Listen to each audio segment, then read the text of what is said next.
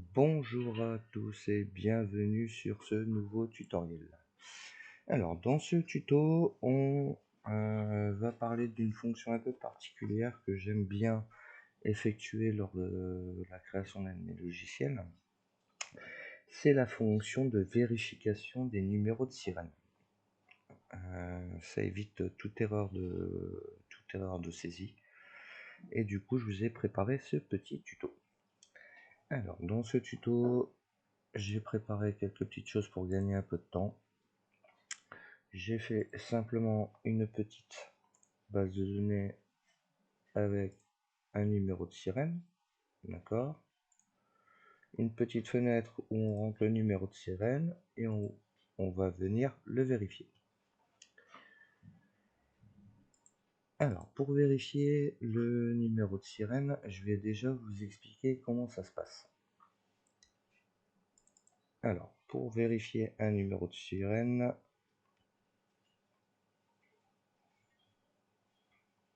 je vais enlever ça.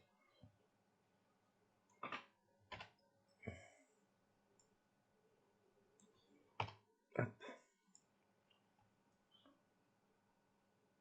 Alors, du coup, pour vérifier un numéro de sirène, le principe c'est que on va multiplier les chiffres des rangs pairs par 2 et les chiffres de rang pair par 1. D'accord?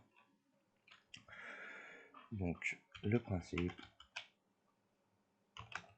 on multiplie les chiffres de rang pair par 2 et les chiffres forcément de rang impair par 1.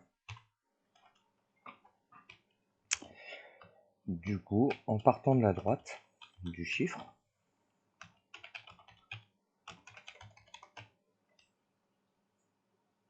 d'accord, le premier chiffre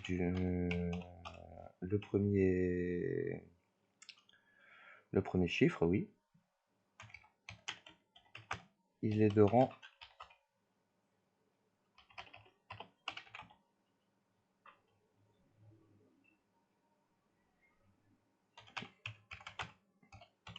impair.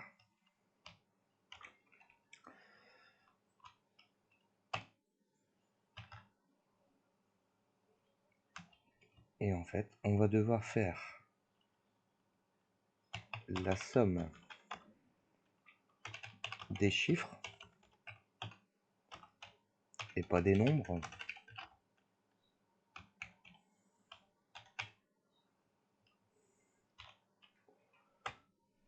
Et elle doit être égale, non pas égale, elle doit être un multiple, pardon, de 10. On va faire un exemple.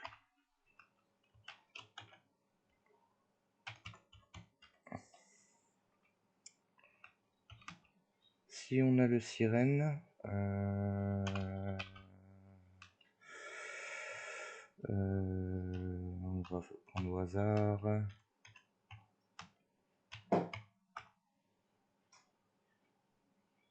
Voilà.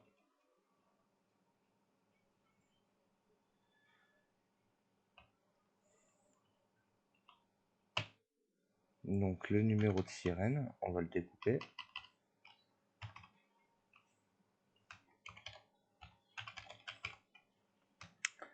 Il correspond à 7, 3, 2, 8, 2, 9, 3, 2, 0. Du coup, le rang pair, on va les multiplier par 2.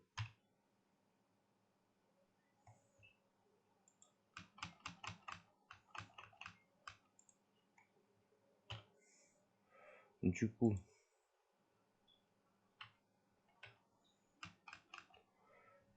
deux fois 3, ça fait 6. Donc on a 0. Voilà. Pour le 8, on aura 2 fois 8, 16. Pour le 9, on aura 18. Et pour le 2, on aura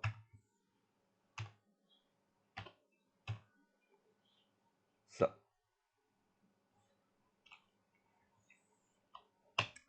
Du coup, pour les rangs impairs,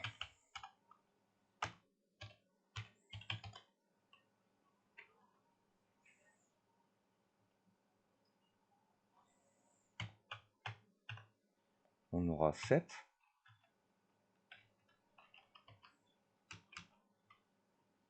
2, 2, 3 et 0.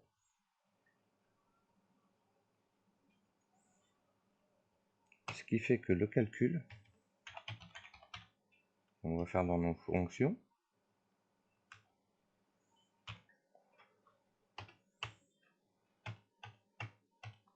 ce sera 7 plus 0 plus 6 plus 2 plus 1 plus 6 plus 2 plus 1 plus 8 plus 3 plus 0 plus 4 plus 0.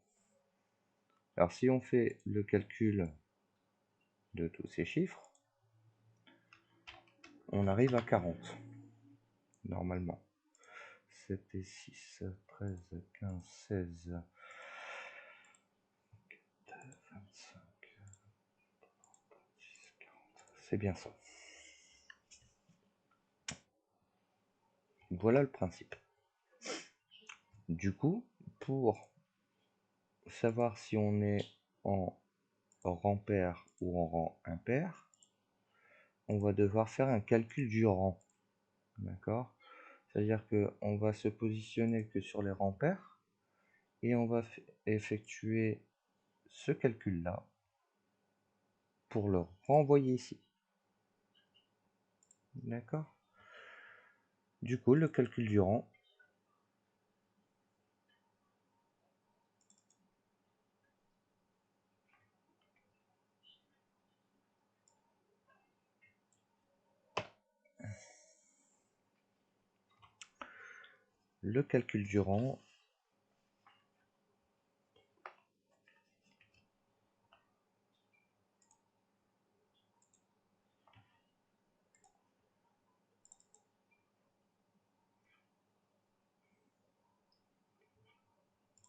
comment il va se passer? Alors, le calcul du rang, en fait, c'est une fonction qui va renvoyer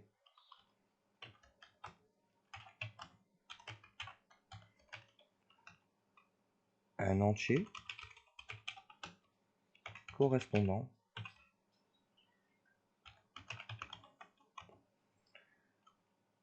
à la valeur du chiffre à la position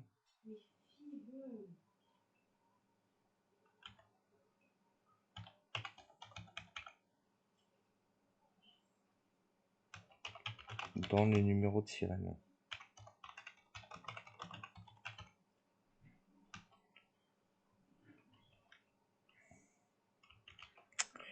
Alors, on va utiliser le protocole suivant.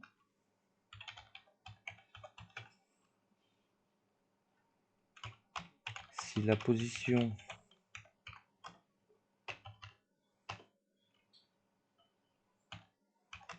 est paire, on multiplie donc le chiffre par 2.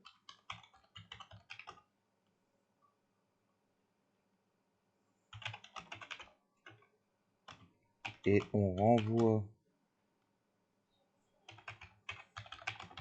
la somme des dizaines et des unités. D'accord? Juste ici.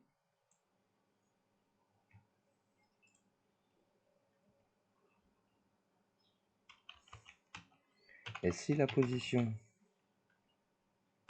sur laquelle on est, elle est impaire, on renvoie la valeur du chiffre.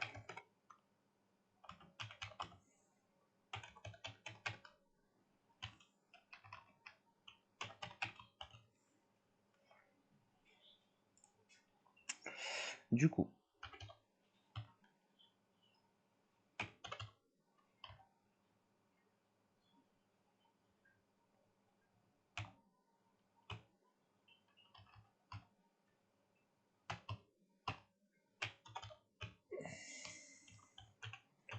on va lui mettre deux valeurs, deux. Hop.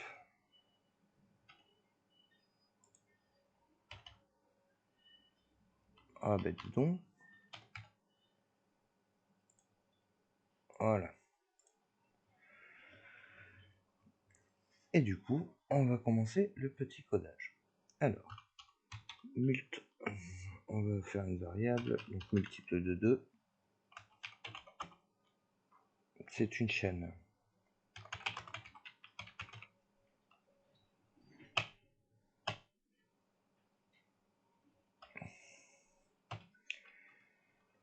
Et on va faire un si modulo de la position sirène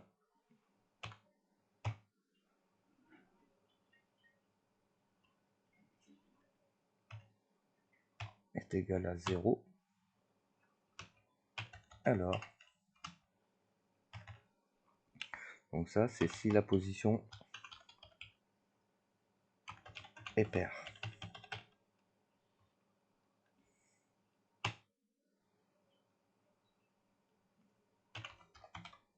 Le smult2 c'est égal à la valeur de numéro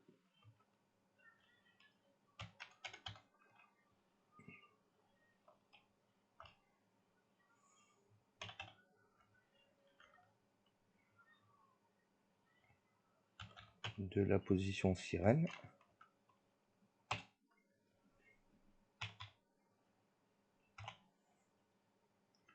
fois 2.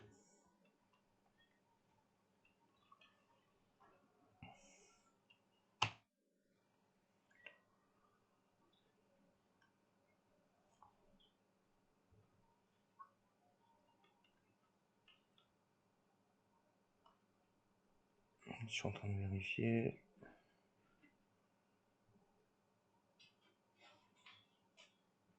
Ça c'est bon. Du coup, on va vérifier si la taille de mult2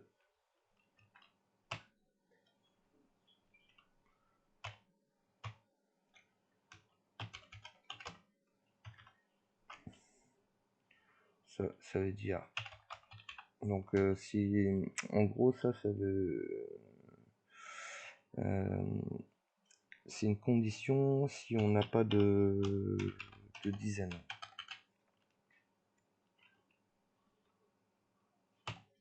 Du coup, on renvoie la valeur de mult2.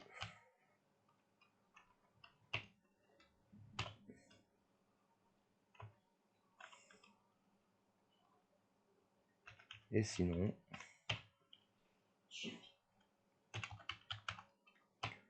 on va renvoyer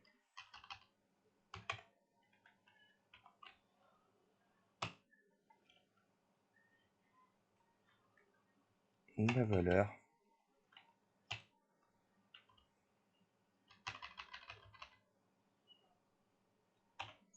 donc de S mult 2.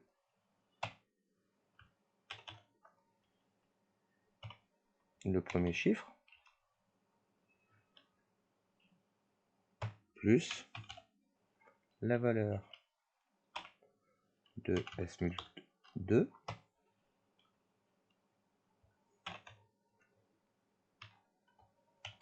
le deuxième chiffre,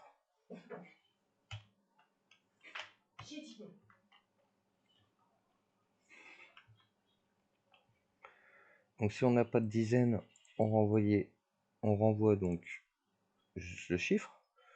Si on a une dizaine, on renvoie le premier chiffre plus le deuxième chiffre, donc la somme des deux chiffres. Jusque là, pas de problème. Et du coup,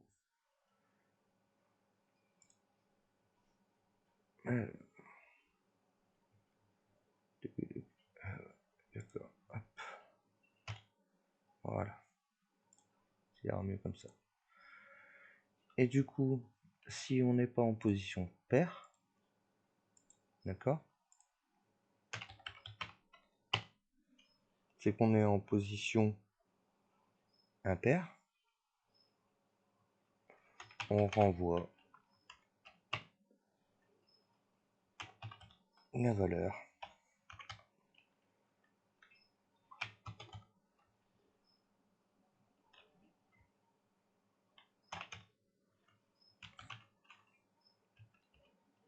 de la position sirène, donc la valeur sur laquelle il est.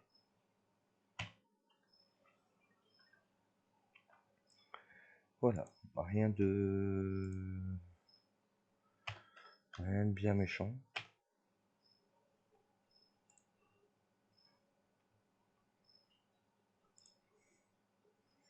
Et du coup, on va passer à la fonction du coup position sirène. Donc là, on a fait le calcul du rang. Donc on a passé chaque numéro à la loupe. Dès qu'on est en position paire, on prend la valeur du numéro et on multiplie par 2. Mais si on n'a pas de dizaine, on renvoie la valeur du seul chiffre. Si on a une dizaine, sinon c'est qu'on a une dizaine, on renvoie la somme des dizaines plus la somme des unités. Sinon, c'est qu'on est en rang impair. Et là, on renvoie que la valeur de la position sur laquelle il se trouve. Du coup, on va passer à la vérification du numéro de sirène. Et du coup, ce sera, on va le déclarer. Voilà.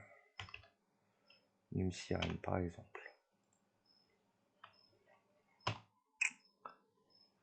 Alors, numéro d'une chaîne.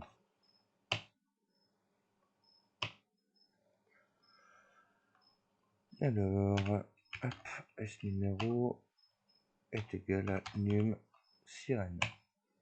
Alors, ça, c'est pour convertir la valeur passée. Donc, on passe une valeur en paramètre, d'accord, et on la convertit en chaîne. Donc, en gros, quand on va faire la vérification du numéro qui est ici, on va le transformer en chaîne. Donc, la valeur sera ici, et cette valeur, on la transforme en chaîne.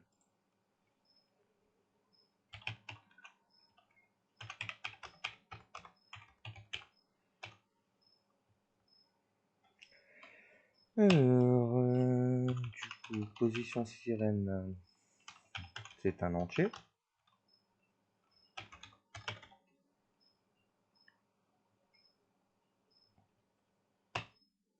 On va faire somme est un entier.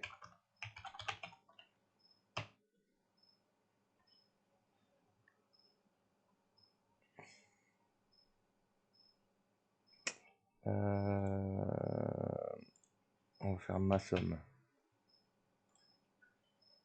Voilà.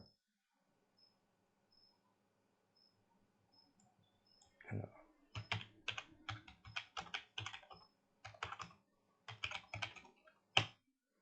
Voilà. Et on est parti. Donc,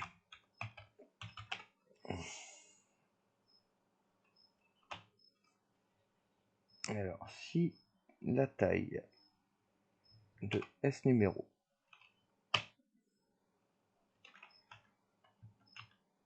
est différente de 9, pourquoi? Parce que le numéro de sirène est forcément en 9 chiffres. On renvoie la valeur faux. C'est juste un petit contrôle, comme quoi il n'a pas déjà oublié un chiffre. S'il n'a pas envoyé de... S'il a mis le bon nombre de chiffres, on va mettre la somme à 0.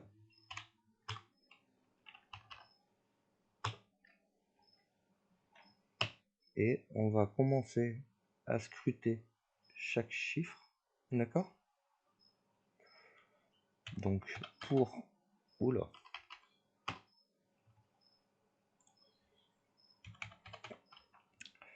Donc pour...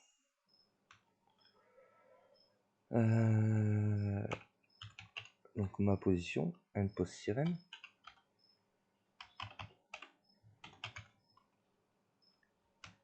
Égale donc du premier chiffre au dernier.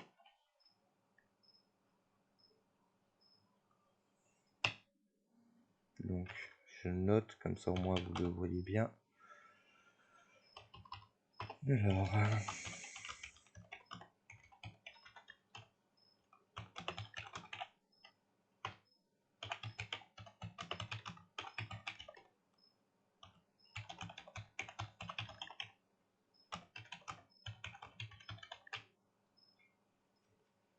Voilà. Donc pour les 9 chiffres, on va faire le calcul de la valeur protocolaire et on l'ajoute à la chaîne. À la somme, pardon. Alors, ma somme, c'est égal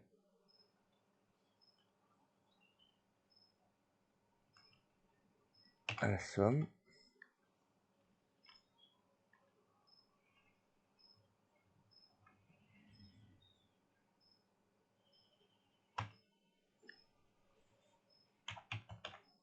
de calcul rang, d'accord, numéro et pause sirène. Ah.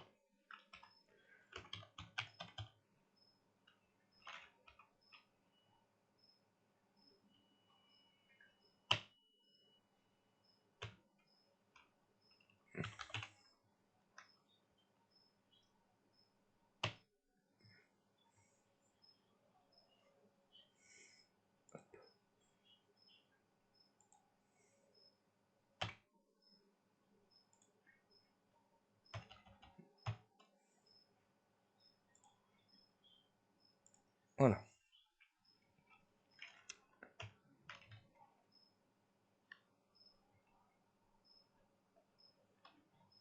Et enfin,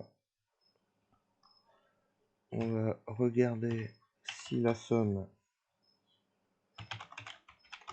est un multiple de 10. Le numéro est correct.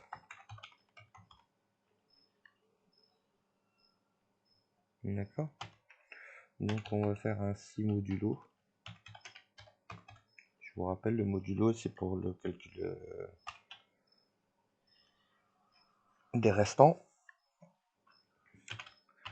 Donc de n ma somme.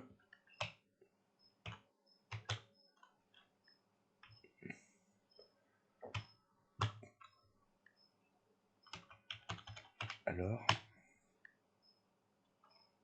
renvoyer ignorer. Donc ça veut dire qu'il est bon. Sinon, renvoyer. Faux. Voilà, c'est fini pour ces deux petites procédures. Et du coup, on va pouvoir lancer la vérification du numéro de sirène. Tout simplement, on va faire un si vérif sirène, donc on va appeler notre fonction. Le numéro de sirène, il a besoin d'une valeur, donc on va mettre en valeur la valeur du champ SCI numéro de sirène, et si c'est égal à vrai, alors on va nous indiquer comme quoi le numéro de sirène est bon.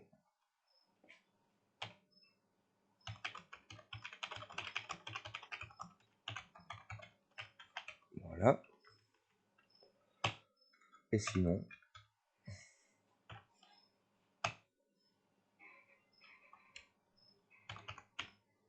forcément, s'il n'est pas bon, s'il est pas bon, voilà, on indique le numéro de sirène est incorrect. Et du coup, on peut éventuellement faire une reprise saisie sur le SCI num sirène. Voilà. Du coup, on va venir faire un petit test. Hop.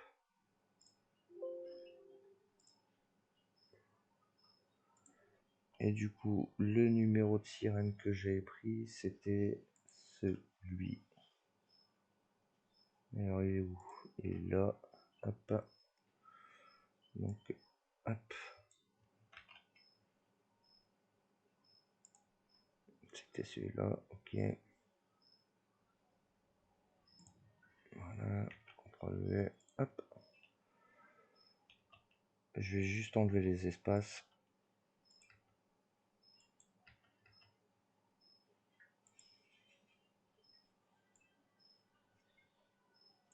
Alors.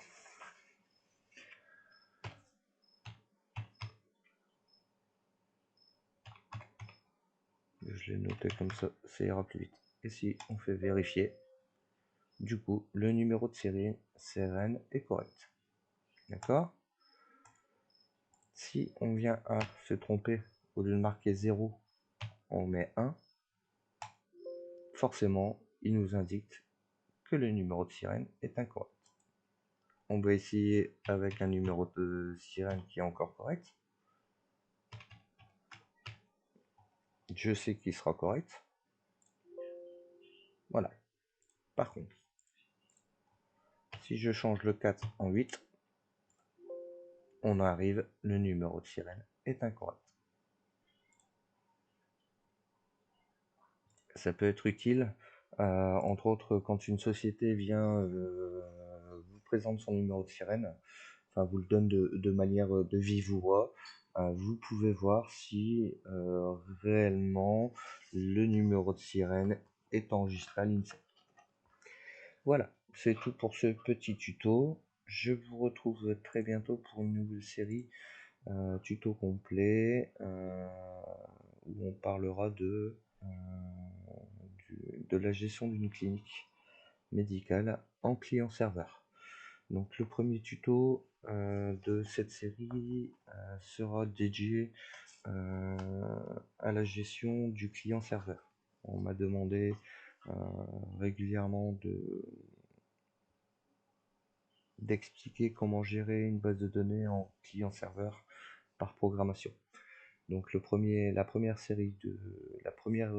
épisode du tuto sera consacré à la base de données et à la gestion de celle-ci qui sera en client-serveur. Voilà, je vous dis à bientôt pour la nouvelle série de tutos.